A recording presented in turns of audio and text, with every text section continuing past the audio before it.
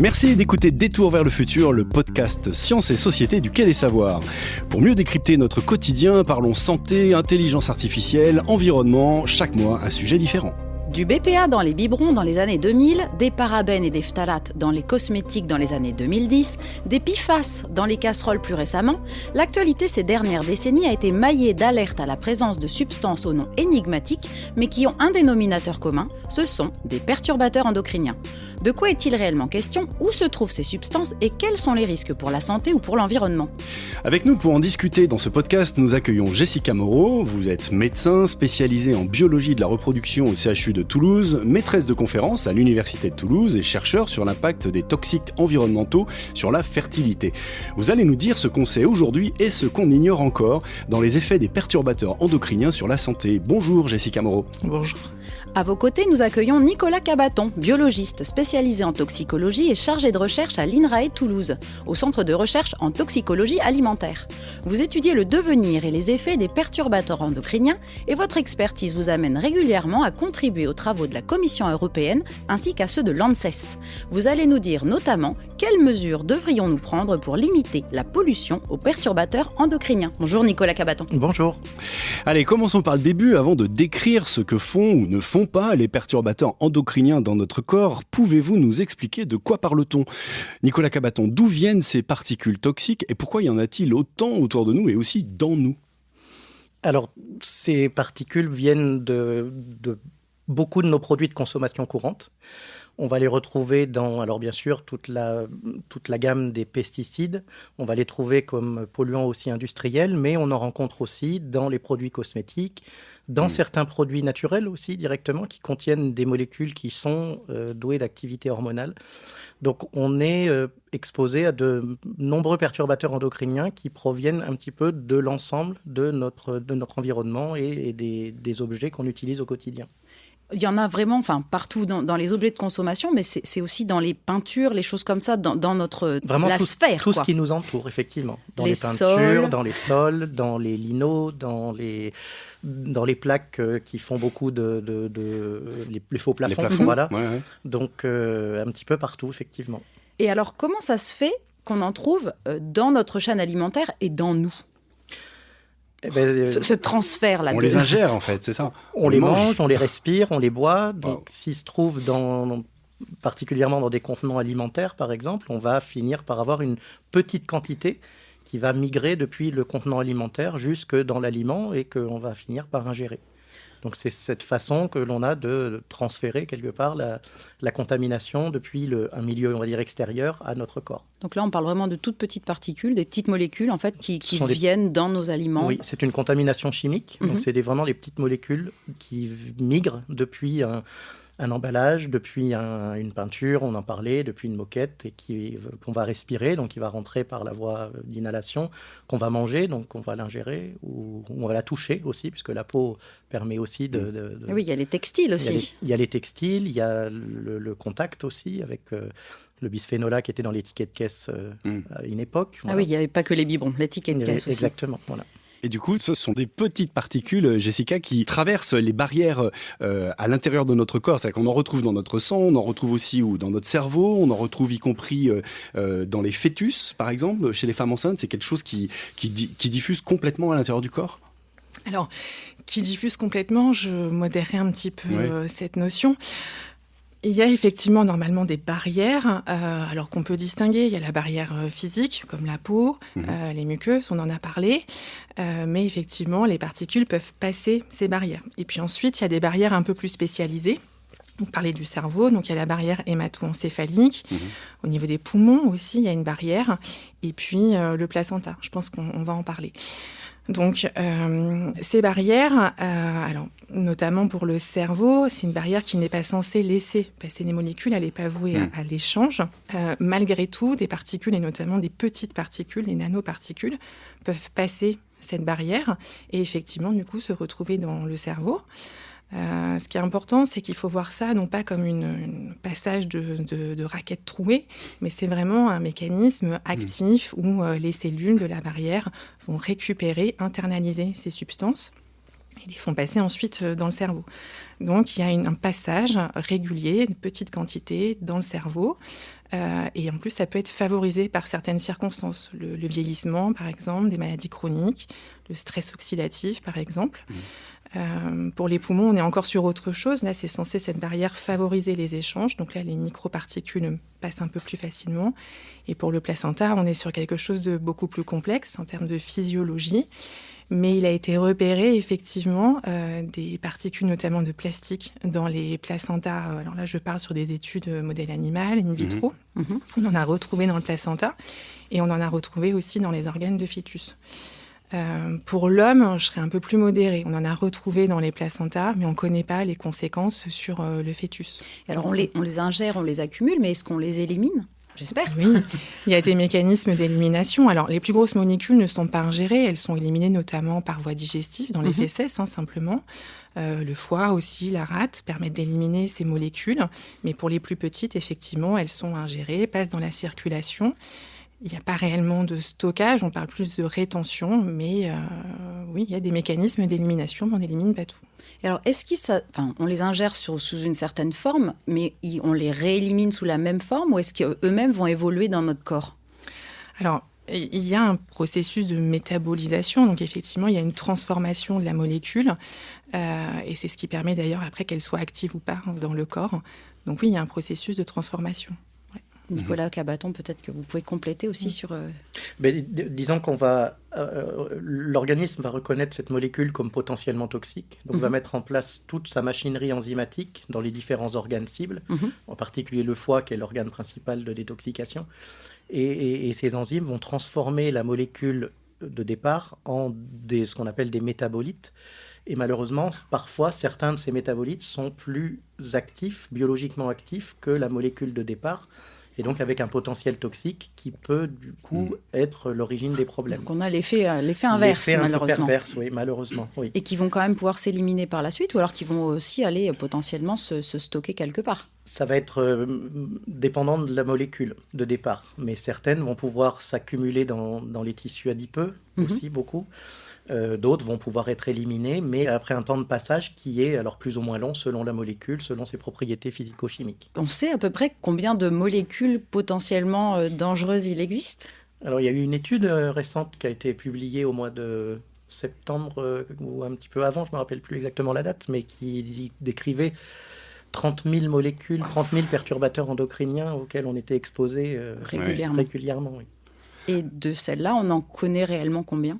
Par rapport à des études scientifiques que vous menez l'un et l'autre ? Alors connaître, on en connaît énormément. Après, l'existence. Quel est le seuil voilà, à quel niveau on place notre degré de connaissance, ça va vraiment être différent. C'est un travail de longue haleine et un travail de fourmi au sein des laboratoires et puis après dans les agences d'évaluation pour essayer de trouver la meilleure solution, caractériser les dangers et regarder les effets auxquels on peut être exposé après.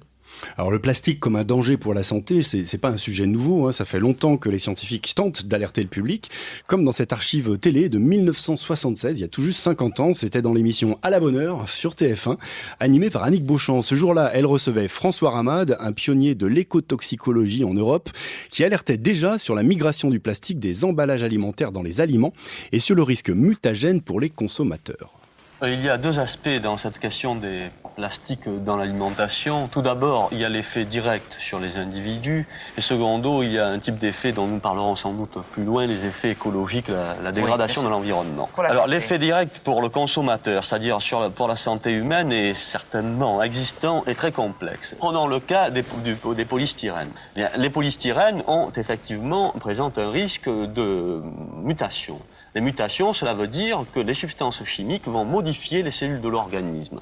Si la mutation affecte des cellules constituant l'organisme de façon générale, et non pas des cellules reproductrices, il y a un risque de cancérisation, car une mutation, c'est le départ de la cancérisation. Si, au contraire, ce sont les cellules reproductrices, c'est-à-dire les spermatozoïdes ou les ovules qui sont affectés, là, il y a un risque de mutation congénitale, c'est-à-dire d'altération de la descendance. Bon, mais alors, depuis 50 ans, qu'est-ce qu'on a appris au niveau de la recherche scientifique ? Est-ce que, par exemple, on sait mieux comment notre corps peut s'en débarrasser et comment est-ce qu'il métabolise ces petites particules ? Nicolas Cabaton. Alors oui, en 50 ans, heureusement, on a quand même progressé. Les recherches ont aussi montré que si la voie d'entrée de l'étude des perturbateurs endocriniens s'est faite par la reprotoxicité, on sait aujourd'hui que malheureusement, ce n'est pas les seuls modes d'action de certains perturbateurs endocriniens qui vont aussi aller affecter le système digestif, qui vont pouvoir être obésogènes, Donc, de ce côté-là, on a aussi avancé dans les axes de recherche pour aussi ouvrir un petit peu les sujets de recherche à d'autres thématiques que la reprotoxicité, qui, elle, reste quand même une des premières cibles des perturbateurs endocriniens.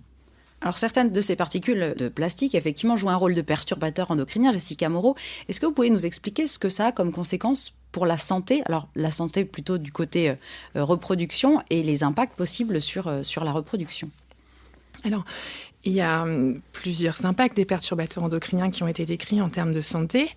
Il y a notamment les troubles neurodéveloppementaux, avec un risque de développer des maladies qui s'apparentent au spectre autistique, par exemple. Il y a également une augmentation du risque de cancer hormonodépendant, puisque ces perturbateurs endocriniens vont perturber le système endocrinien, donc le système hormonal. Et puis, il y a également effectivement des troubles de la reproduction qui ont été décrits. Alors, le perturbateur endocrinien peut impacter la reproduction de par différents aspects, en fait, je dirais, et qui vont notamment être aussi très dépendants de périodes de vulnérabilité. Il ne faut pas oublier ça quand on parle de perturbateurs endocriniens. Exactement. On est exposé, on l'a déjà abordé, à de multiples perturbateurs endocriniens tout au long de notre vie, et notamment pour la reproduction, une exposition qui survient dès la période in utero peut avoir des impacts à très très long terme.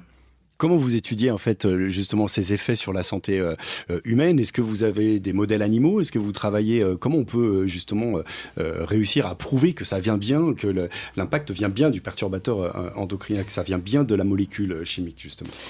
Alors, il y a effectivement plusieurs façons de mener la recherche sur les perturbateurs endocriniens et la fertilité. Il y a des modèles animaux.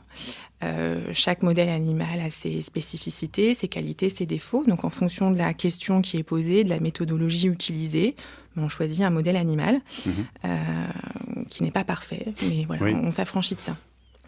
En perturbation endocrinienne, le modèle animal, il est aujourd'hui complètement indispensable. On peut pas s'en affranchir.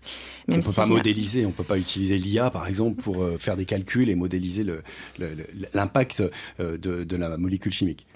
Ça fait partie de ce qu'on a comme outil, mais ça reste encore aujourd'hui imparfait. Et c'est vrai que le modèle animal présente beaucoup d'intérêt. Donc on l'utilise encore. Ce sont quoi? C'est des souris? Vous utilisez des Alors il y a les souris, les souris essentiellement. Les lapins aussi sont importants.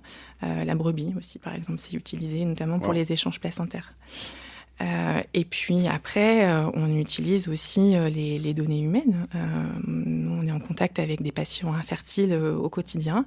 Donc, on fait de la recherche aussi avec les patients qu'on voit au quotidien. Ils sont indispensables pour faire avancer la recherche sur cette thématique. Est-ce que l'action des perturbateurs endocriniens est une des principales raisons qui explique l'infertilité, ou en tout cas la baisse de fertilité qu'on constate depuis des années, ou il y a d'autres facteurs qui rentrent en jeu?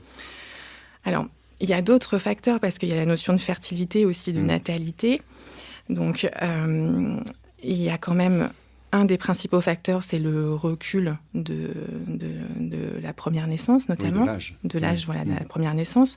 Aujourd'hui, on est autour de 30 ans. Il y a 50 ans, on était plutôt autour de 25 ans. Et donc, les effets de l'âge sur l'ovaire sont connus et irrémédiables. L'ovaire, notamment, c'est la femme qui est plus touchée par l'âge, va moins bien fonctionner avec le temps. Et donc, ça peut expliquer effectivement l'infertilité. Mais il n'y a pas que ça. Il y a aussi la volonté d'avoir un projet parental qui diminue ces dernières années par rapport aux générations précédentes. Et puis, il y a effectivement le volet vraiment infertilité. Et parmi les causes d'infertilité, on peut très fortement suggérer l'impact des perturbateurs endocriniens. Et donc, de tous les perturbateurs endocriniens, vous avez ciblé certaines molécules en particulier?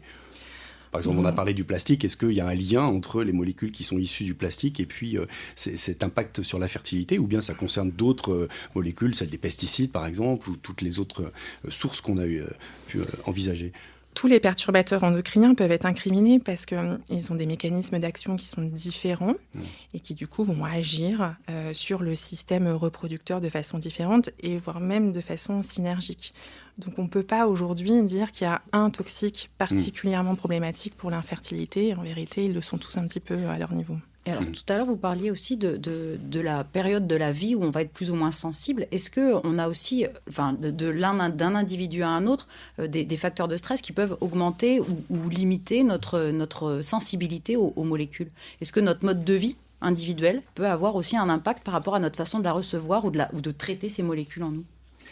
Alors, oui et non, je dirais. C'est-à-dire que quand on parle de période de vulnérabilité, il y en a plusieurs. La première, c'est la vie intra-utérine. Pour une petite fille, par exemple, elle produit ses ovocytes durant cette période et le stock sera maximal au 5e mois de vie. Et ensuite, dès le 5e mois de vie intra-utérin, le stock en ovocytes commence à diminuer. Donc, si la maman est exposée pendant la grossesse à des perturbateurs endocriniens, on peut avoir une action sur ces ovocytes. Leur dégradation peut être plus rapide pendant la vie intra-utérine et du coup, à la naissance, le stock peut déjà être plus bas que ce qu'on attend. Puis ensuite, il y a une période un petit peu critique aussi qui est la puberté, où les organes génitaux liés à la reproduction vont se développer, notamment. Les premiers cycles de la femme vont apparaître. Et donc là, en cas d'exposition à des perturbateurs endocriniens, on peut avoir une altération de tous ces éléments qui se mettent en place au moment de la puberté et qui seront indispensables par la suite pour la fertilité.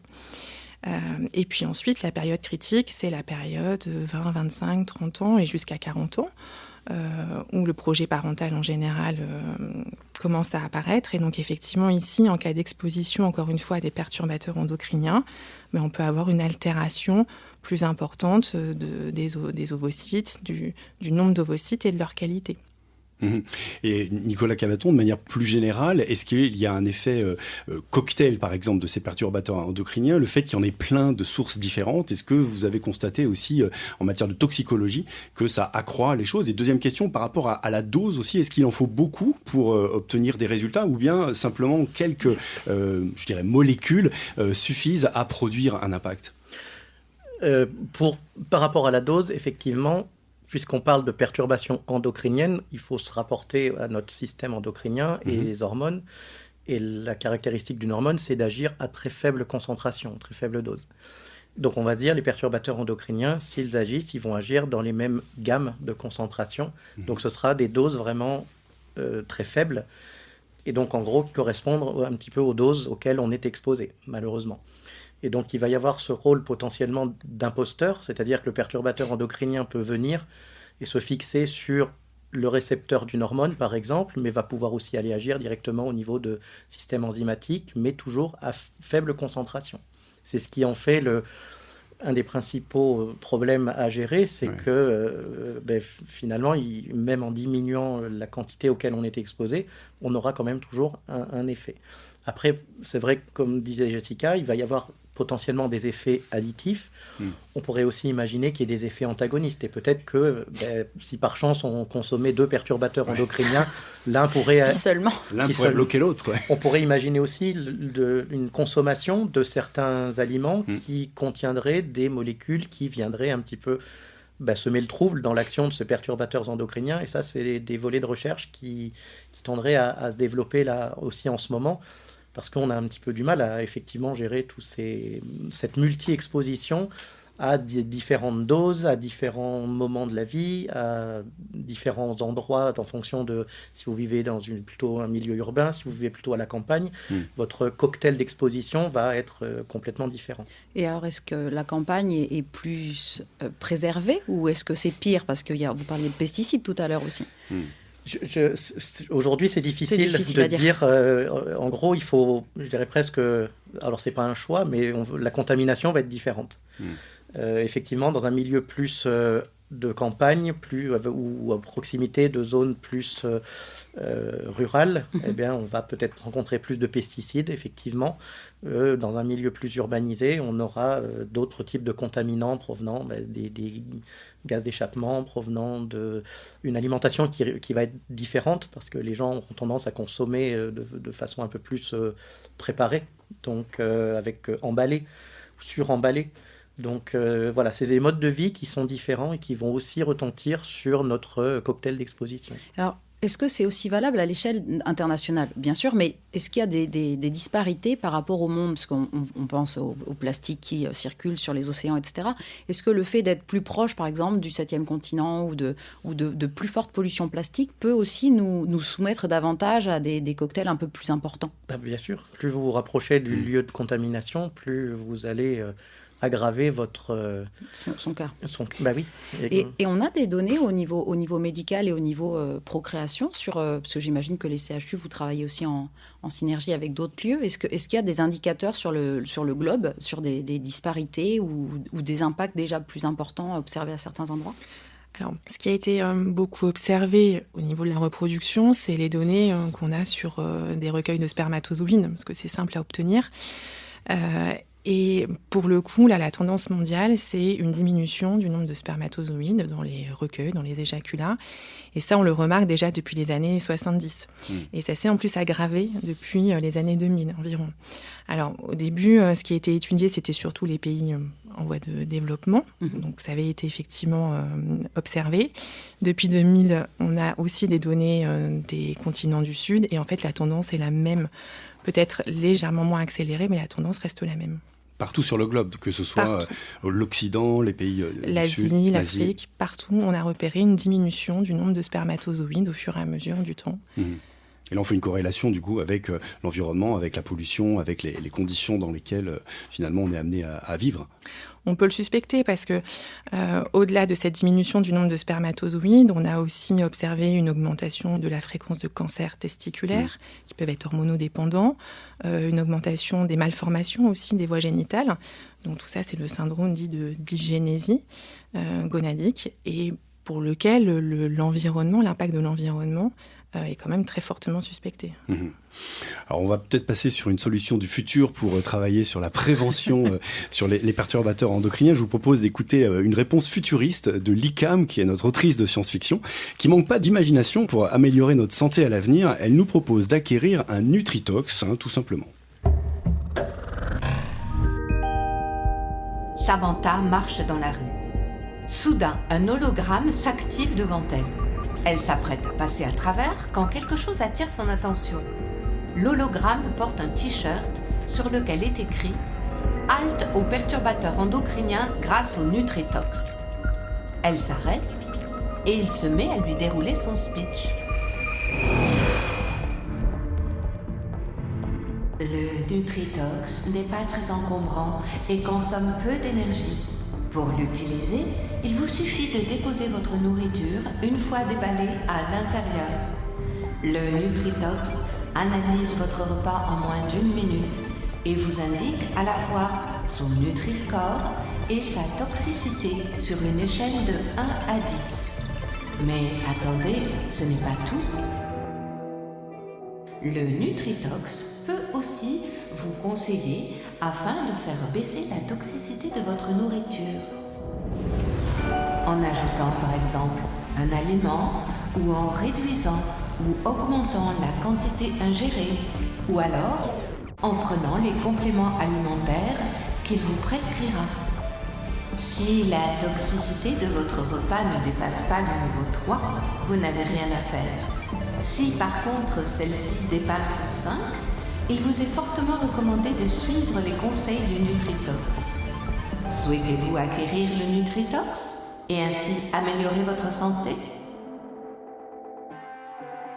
Si oui, veuillez poser votre index sur la borne pour engager le paiement.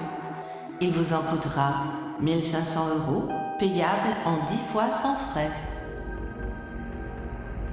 Samantha se précipite pour acheter le Nutritox.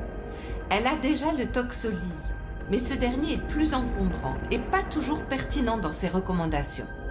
Ravie de son achat, Samantha se sent déjà en meilleure forme. Texte, Likam. Voix, Corinne Marmiton. Son design et réalisation, Christophe Ruetsch.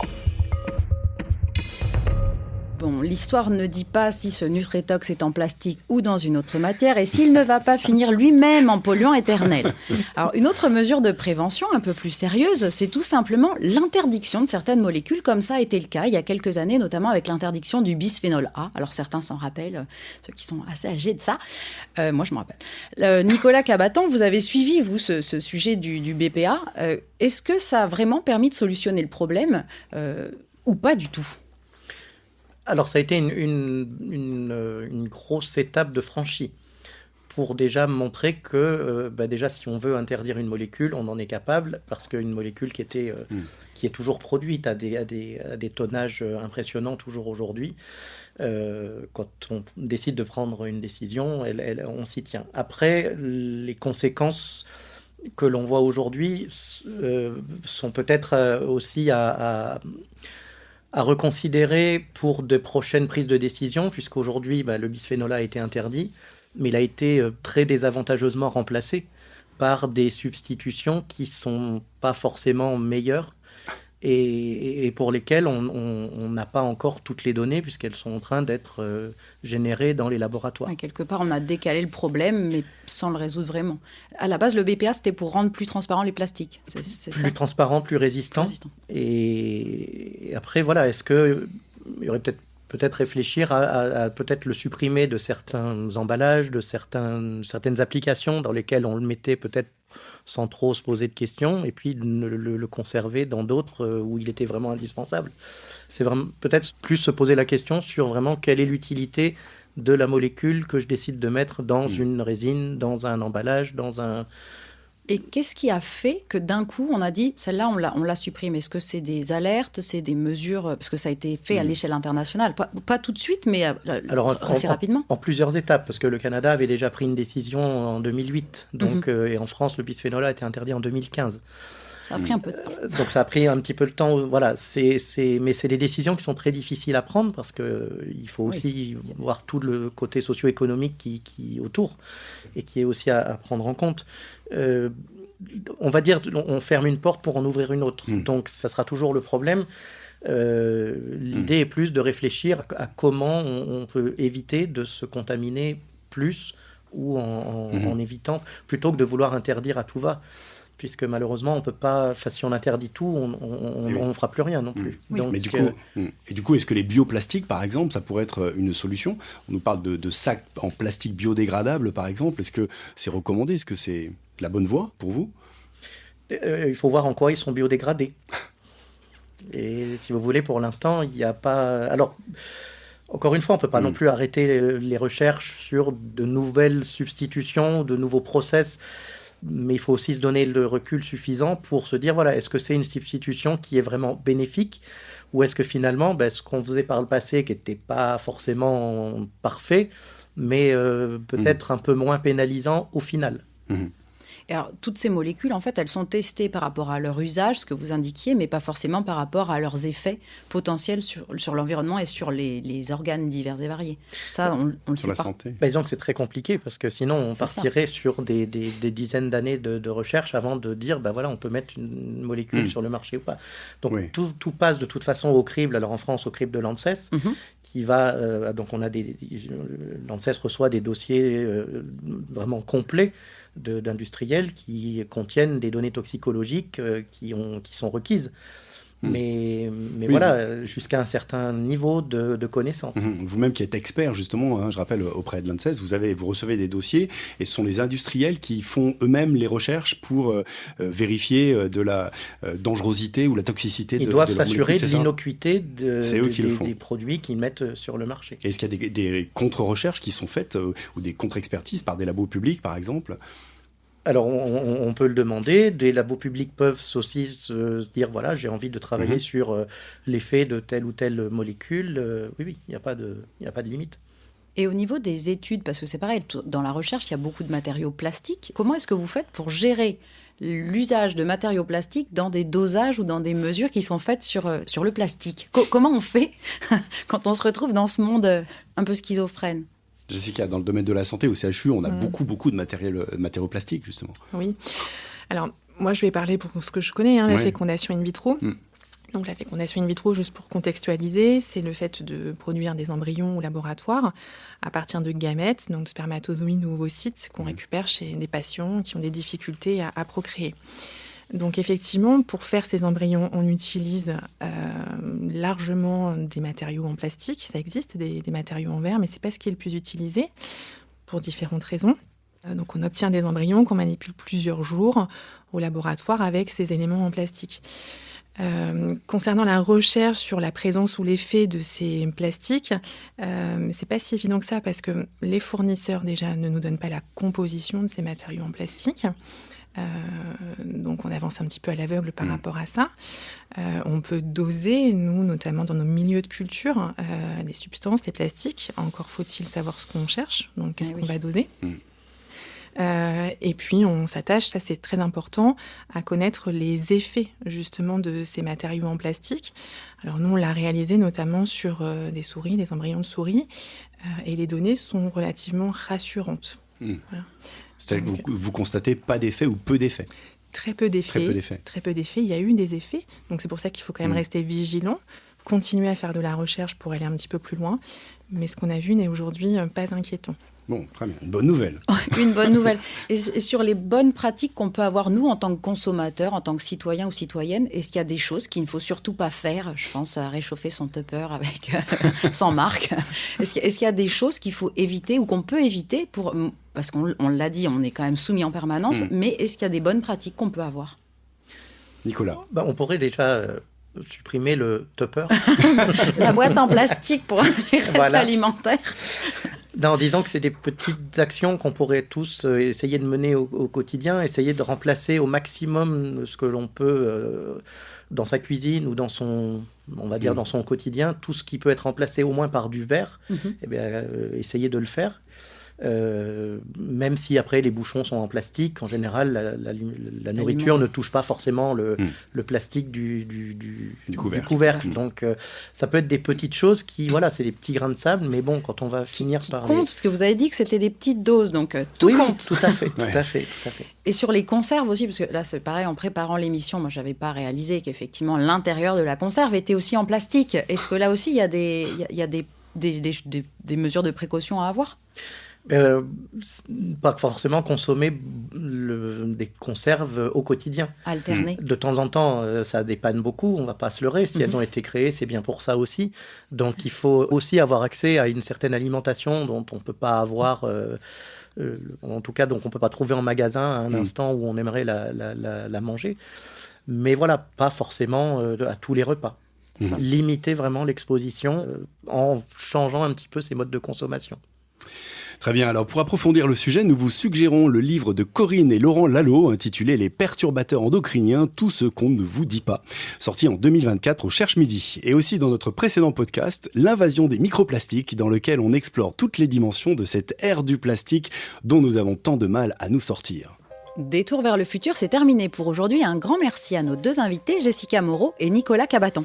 Merci à nos partenaires de l'INA pour la recherche documentaire et merci aussi à l'ICAM, Christophe Ruetsch et Corinne Mariotto pour leur création sonore. Détour vers le futur, un podcast du Quai des Savoirs présenté par Laurent Chicoineau et Marina Léonard, préparé avec l'aide de Françoise Vissac et la complicité de Nadia Vuchkovic du Centre INRAE Toulouse. Réalisation Arnaud Maisonneuve, prise de son Laurent Codoul.